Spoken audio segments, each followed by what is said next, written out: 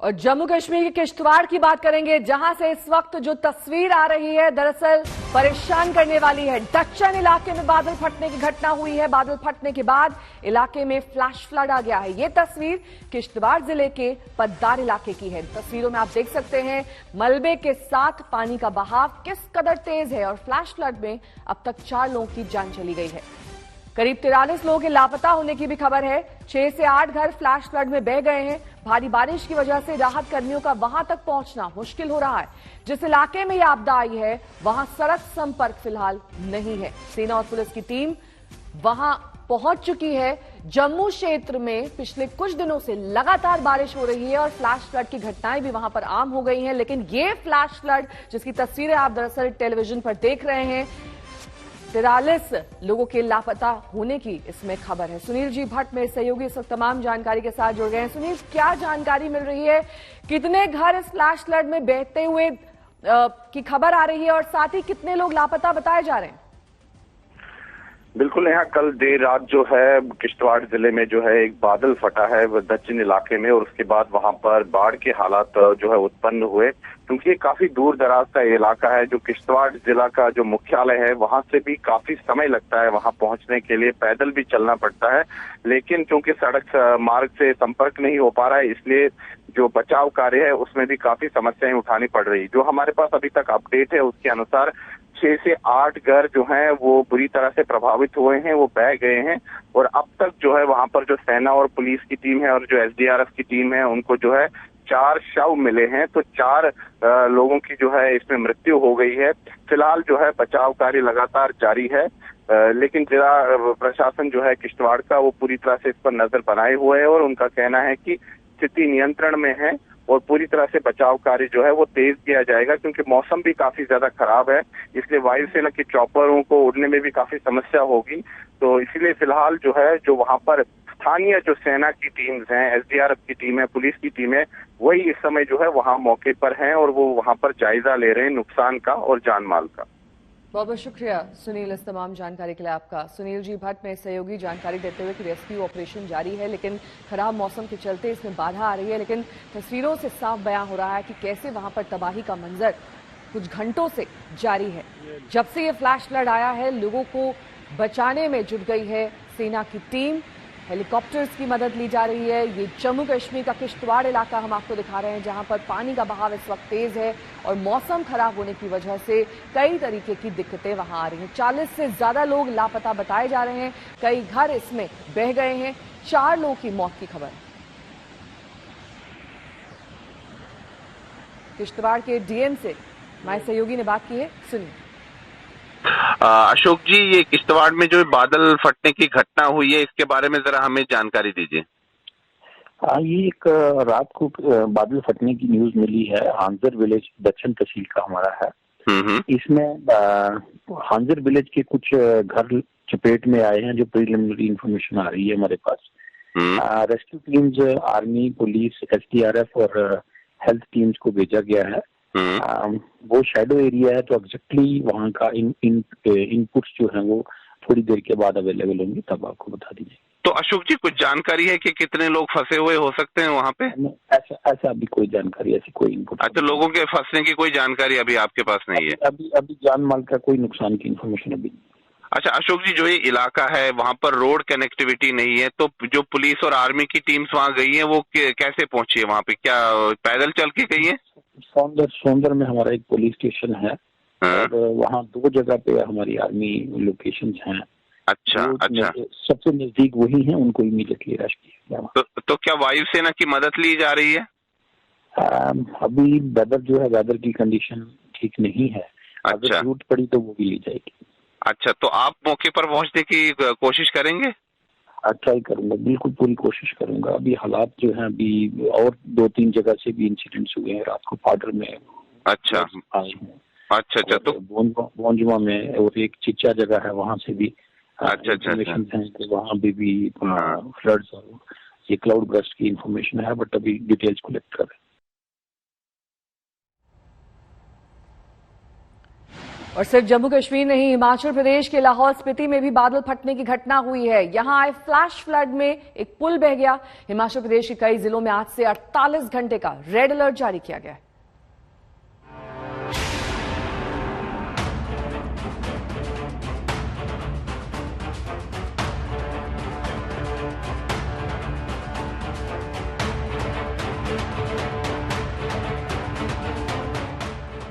जब आसमान से मूसलाधार आफत बरसती है तो जमीन पर मंजर कुछ यूं होता है। तस्वीरें देखिए, काले मलबे का सैलाब कितनी तेज रफ्तार से आगे बढ़ रहा है, मानो सब कुछ खुद में समेट लेने की जिद हो।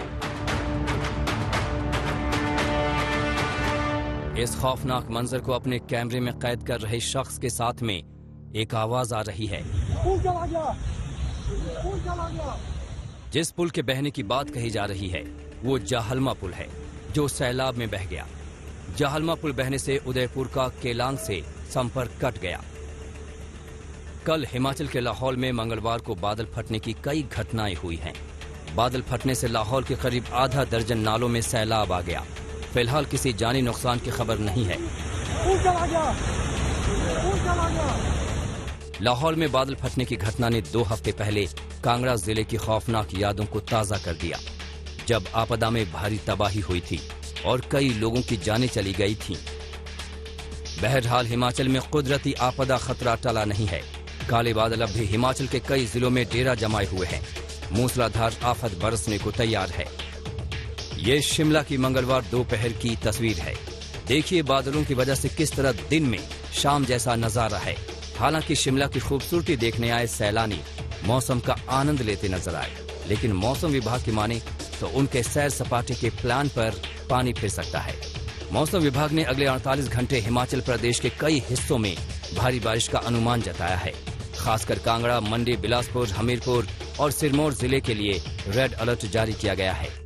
ये 3 दिन हिमाचल प्रदेश में मानसून बहुत सक्रिय रहेगा और कुछ जिलों में भारी से भारी वर्षा भी हो सकती है। उसके चलते उन्हें रेड अलर्ट दिया है और उसमें जो मुख्यतः जिले हैं और लो और मिड हिमाचल के जो एरियाज आते हैं उनके लिए हमने दे रखा। हमने किया है डिस्ट्रिक्ट कांगड़ा है, हमीरपुर है, मंडी, बिलासपुर है, सिरमौर जिला।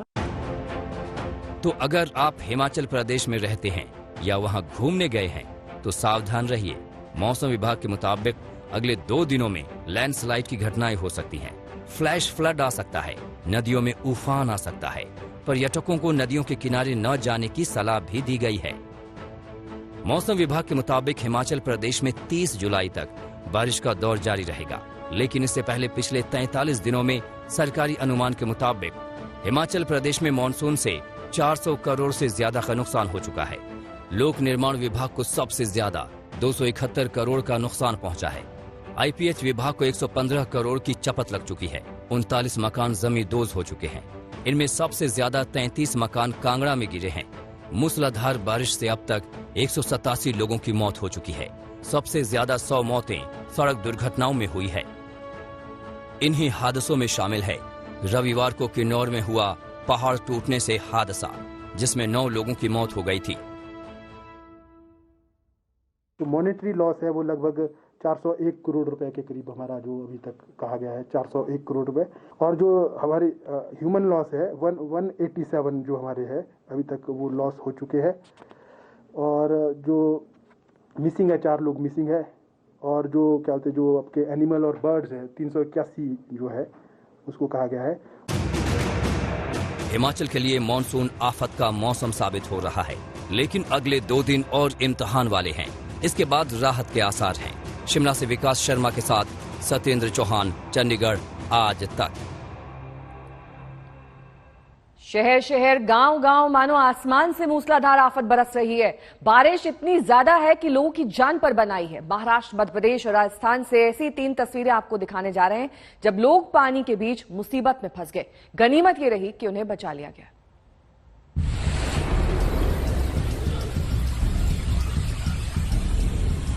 पानी की तेज लहरें और उस पार फंसी 40 जिंदगियां। रेस्क्यू ऑपरेशन आसान नहीं था, लेकिन एनडीआरएफ ने एक बार फिर इसे कर दिखाया।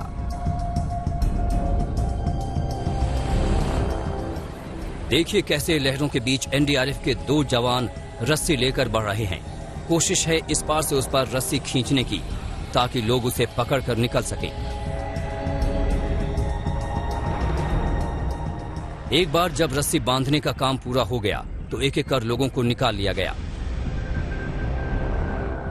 इन लोगों के लिए ये दूसरे जन्म की तरह था।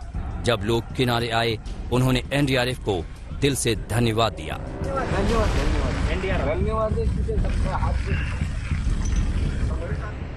ये तस्वीर महाराष्ट्र के रत्नागिरी जिले के चिपलून के पास फनासवाड़ी गांव की है। मूसलाधार बारिश से यहां का एकमात्र संपर्क पुल ध्वस्त हो गया, जिससे 40 लोग पानी में फंस गए थे।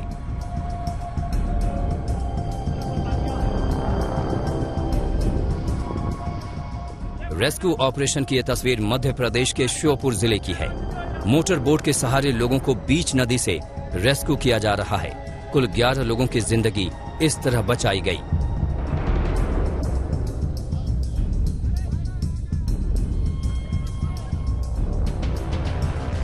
दरअसल श्योपुर के फतेहपुर गांव में ये लोग गाय चराने गए थे, लेकिन सीप नदी में तेज बारिश से आई बाढ़ में फंस गए। करीब 3 घंटे के रेस्क्यू ऑपरेशन में प्रशासन की टीम ने सबको नदी से निकाल लिया।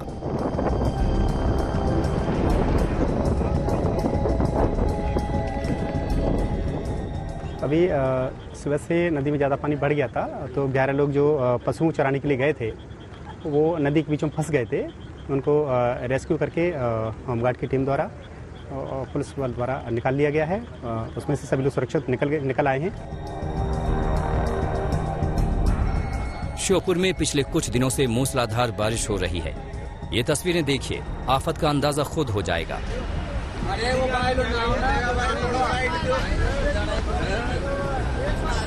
ये पार्वती नदी पर बने खतौली पुल का नजारा है। नदी का पानी पुल के 3 फीट ऊपर से बह रहा है। पार्वती नदी का रौद्र रूप देखकर पुल के किनारे लोग ठिठके खड़े हैं। किसी की हिम्मत नहीं हो रही कि पुल पार कर ले।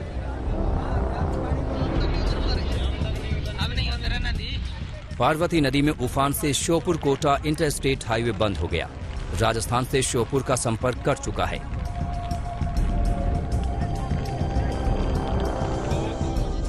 श्योपुर में मूसलाधार आफत की ये एक और तस्वीर है। इतनी भारी बारिश हुई कि घर तालाब बन गया।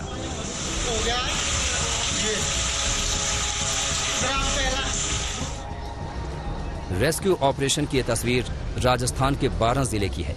कवाई थाना क्षेत्र के कोल्हू खेड़ा गांव में टापू बने खेत से किसान को रेस्क्यू कर सुरक्षित बाहर निकाला गया।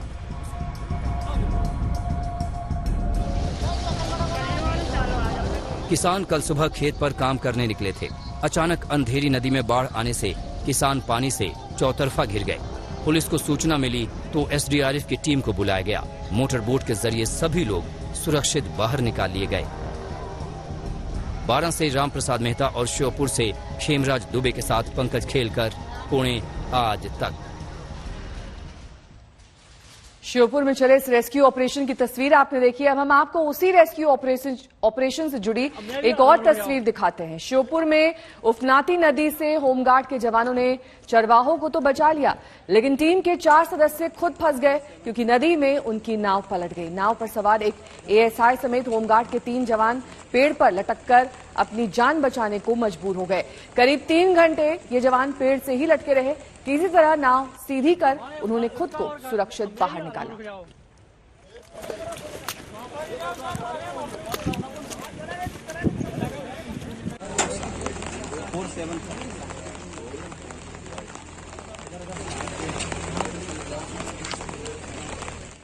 अगली खबर का रुख करेंगे। बाराबंकी के थाना राम स्नेही घाट इलाके में खड़ी बस में ट्रक ने पीछे से टक्कर मार दी है। हादसे में ट्रक सवार 18 मजदूरों की जान चली गई है। ये मजदूर बस से हरियाणा के पलवल से बिहार जा रहे थे।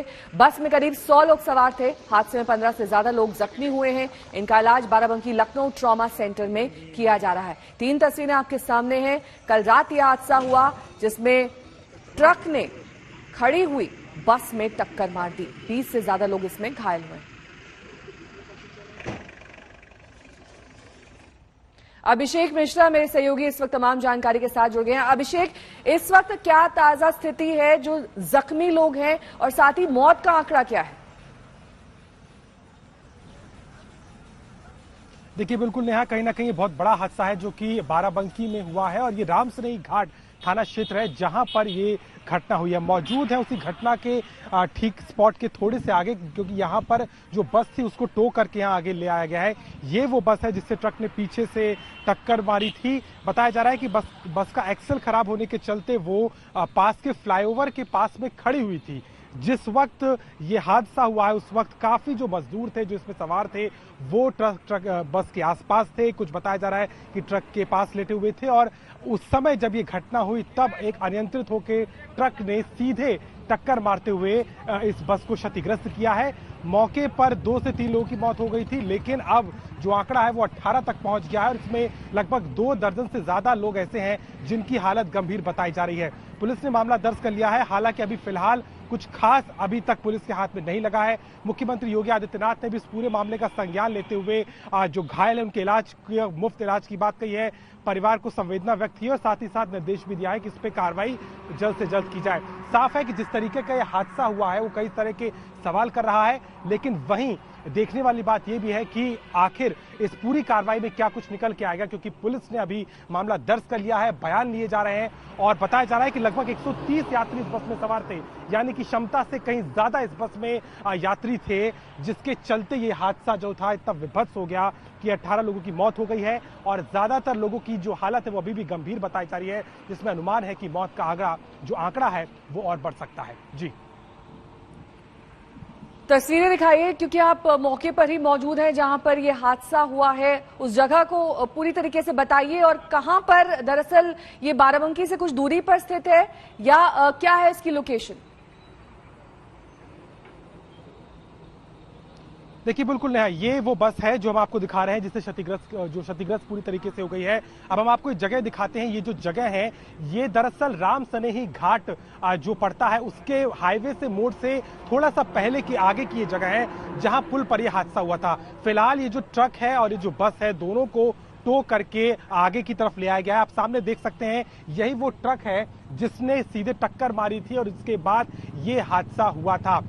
ये देर रात का हादसा बताया जा रहा है। जिस वक्त ये हादसा हुआ है ट्रक जो बस थी वो उस वक्त खड़ी हुई थी। कल्याणी नदी एक यहाँ पर पास में है जिसके फ्लाईओवर पर ये बस खड़ी हुई थी और चूंकि इस बस में मरम्मत का कार्य चल रहा था और बस रुकी हुई थी और जितने तमाम यात्री थे उस वक्त बस के बाहर ही थे और कई बताए जा रहे हैं कि बस के आसपास नीचे बैठे हुए थे, कुछ लेटे भी थे। इस तरह की स्थिति उस वक्त थी तो अंदाजा लगा सकते हैं चूंकि जो यात्री बताए जा रहे हैं जो मजदूर थे उनकी संख्या बहुत ज्यादा थी और यही कारण है कि जो क्षति हुई है, जो जान माल की हानि हुई है वो भी बहुत ज्यादा हुई है। ये जो मजदूर थे ये हरियाणा के पलवल में काम कर रहे थे, वहां से ये बिहार जा रहे थे जिस वक्त ये खड़ी बस को। जी अभिषेक, बहुत बहुत शुक्रिया इस तमाम जानकारी के लिए। मुंबई क्राइम ब्रांच के सूत्रों ने खुलासा किया है कि जब पुलिस राज कुंद्रा के साथ शिल्पा के घर पूछताछ के लिए पहुंची तो शिल्पा राज पर बरस पड़ी।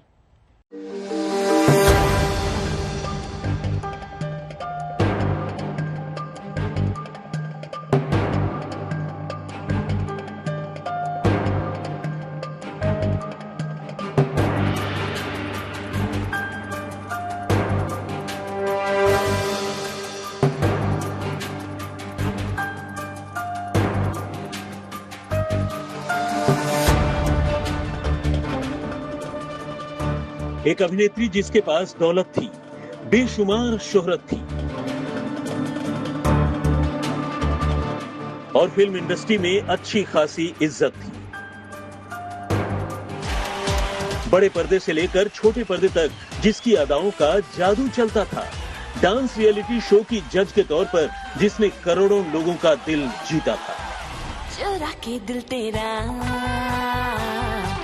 कोरिया चले, जिसकी फिल्में आज भी हंगामा मचाती हैं, जो अपनी शानदार फिटनेस की बदौलत देश की करोड़ों लड़कियों की आइकन है, योग गुरु है। जिस शिल्पा शेट्टी की मनमोहक मुस्कान का जमाना दीवाना है, वो शिल्पा शेट्टी आंसुओं में डूबी है। राज कुंद्रा की वजह से शिल्पा बेजार हो गई है। यही वजह है कि जब क्राइम ब्रांच की टीम राज कुंद्रा से पूछताछ के लिए शिल्पा के घर पहुंची तो शिल्पा राज कुंद्रा पर बुरी तरह बिफर पड़ी। शिल्पा ने राज कुंद्रा पर चीखते हुए कहा, इस मामले ने पूरे परिवार को बदनाम कर दिया है। तमाम विज्ञापन वालों ने अपने हाथ पीछे खींच लिए हैं। शिल्पा ने राज कुंद्रा पर चिल्लाते हुए कहा, हमारे पास सब कुछ है तो फिर ये सब काम करने की क्या जरूरत थी। क्राइम ब्रांच के अधिकारियों के मुताबिक शिल्पा फूट फूट कर रो रही थी। उन्होंने राज कुंद्रा से कहा, इन सब का खामियाजा मेरा पूरा परिवार भुगत रहा है। राज कुंद्रा ने शिल्पा से सफाई देते हुए कहा, मैं इस मामले में निर्दोष हूँ, मेरे खिलाफ कोई मामला बनता ही नहीं। मैंने कभी पोर्न फिल्में बनाई ही नहीं, सिर्फ इरोटिका फिल्में बनाई हैं। सूत्रों के मुताबिक जब राज कुंद्रा को लेकर उनके घर पर पुलिस पहुंची तो शिल्पा शेट्टी ने रोते हुए राज कुंद्रा से कहा कि इस केस की वजह से परिवार का नाम खराब हुआ है। राज कुंद्रा ने जवाब में कहा कि ये केस स्टैंड नहीं होगा और वो इरोटिका मूवीज बनाते थे, पोर्नोग्राफिक नहीं।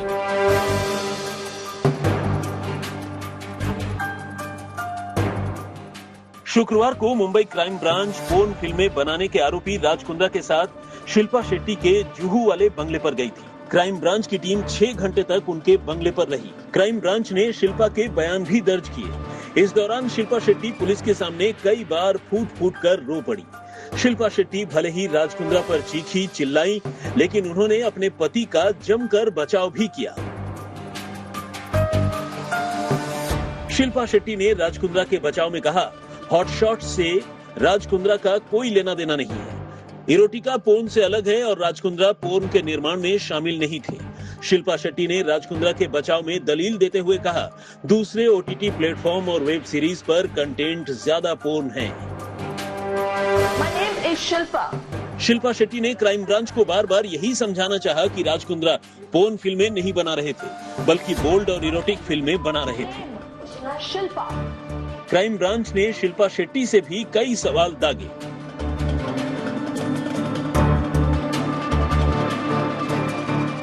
पुलिस अधिकारियों ने शिल्पा से पूछा, आप वियान कंपनी की डायरेक्टर थीं, क्या आपको पोर्नोग्राफी रैकेट के बारे में कुछ पता था? शिल्पा ने पुलिस को रोते हुए बताया कि हॉटशॉट पर क्या कंटेंट दिखाया जाता था, इसकी उन्हें जानकारी नहीं है। पुलिस ने शिल्पा से पूछा, 2020 में अपने डायरेक्टर के पद से इस्तीफा क्यों दे दिया था?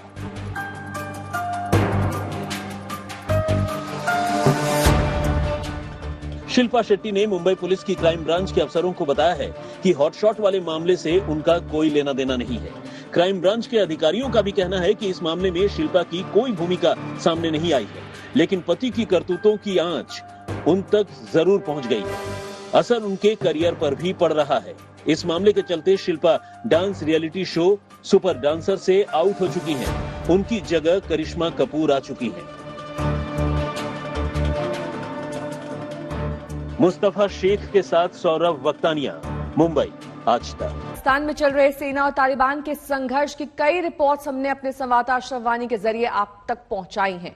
अफगानिस्तान के संकट का सबसे चिंताजनक पहलू है वहां का मानवीय संकट। आज तक की टीम कांधार के एक ऐसे ही शरणार्थी कैंप पहुंची जहां तालिबान के हमलों से किसी तरह बचने वाले लोग रह रहे हैं। बीते 2 महीनों में तालिबान ने अफगानिस्तान को गृह युद्ध की हालात में ला खड़ा किया है। 2001 में अमेरिका की अगुवाई में नाटो सेना ने तालिबान को सत्ता से उखाड़ फेंका था और लोकतांत्रिक सरकारों का रास्ता साफ किया। लेकिन नाटो के बाद अब जब अमेरिकी सैनिकों की अफगानिस्तान से विदाई हो गई है तो 2 महीनों के भीतर तालिबान ने अफगानिस्तान के एक बड़े हिस्से पर कब्जा कर लिया है। अफगानिस्तान के हालात की ग्राउंड रिपोर्टिंग के लिए भारत का इकलौता न्यूज चैनल आज तक वहां पहुंचा है। 2 दशक पहले तालिबान ने अफगानिस्तान में सत्ता चलाई और उनकी सल्तनत या कैपिटल यही कंदहार शहर था।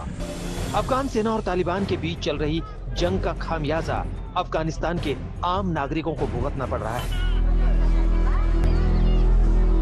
ये कांधार में अफगानिस्तान सरकार के द्वारा खोला गया एक शरणार्थी कैंप है, जिसमें बम बंदूक के शोर के बीच फंसे परिवारों को सुरक्षा देने की कोशिश की जा रही है।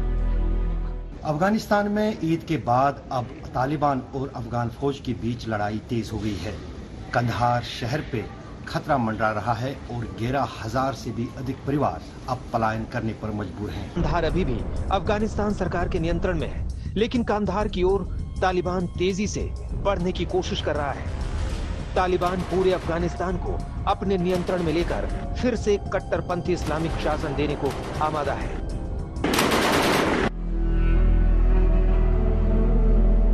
कंधार में तालिबान के आक्रमण से शरणार्थी कैंप में गए लोगों की व्यथा समझने आज तक संवाददाता अशरफ वानी उनके बीच पहुंचे थे। हम जंग की वजह से अपने घरों में 3 दिन तक भूखे रहे और हमारे पास कुछ खाना नहीं था। मेरे बच्चे भूख से मर रहे थे, इसलिए मैंने अपना घर छोड़ दिया।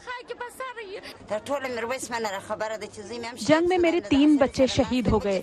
वहाँ बड़ी तादाद में तालिबानी हैं और मैं अपने बच्चों की कब्रों पर नहीं जा सकती। कंधार के इस शरणार्थी कैंप में 11,000 अफगानी परिवार हैं, लेकिन अनुमान के मुताबिक इस साल की शुरुआत से तकरीबन 3 लाख लोग पूरे अफगानिस्तान में विस्थापित हुए। इस साल की शुरुआत से रिकॉर्ड तादाद में नागरिकों की जान भी गई है। यूएन के मुताबिक 2021 में 1600 से ज्यादा नागरिकों की मौत हुई है। तालिबान की जंग पूरे कंधार शहर में फैल चुकी है, जिससे हजारों खानदान बेघर हो चुके हैं और सब गुर्बत में हैं। इनके पास कपड़े, दवाई और खाना नहीं है। आज खाना हमारी तरफ से बनाया गया है और हर परिवार को दिन में 2 बार खाना और 1 बार नाश्ता दिया जाता है। अफगानिस्तान के हालात ऐसे हैं कि आज नहीं तो कल अंतर्राष्ट्रीय समुदाय को वहां कड़े कदम उठाने पड़ेंगे। अफगानिस्तान का संकट सिर्फ वहां का संकट नहीं, बल्कि इससे क्षेत्रीय सुरक्षा खतरे में है। अशरफ वानी, कंधार, आज तक।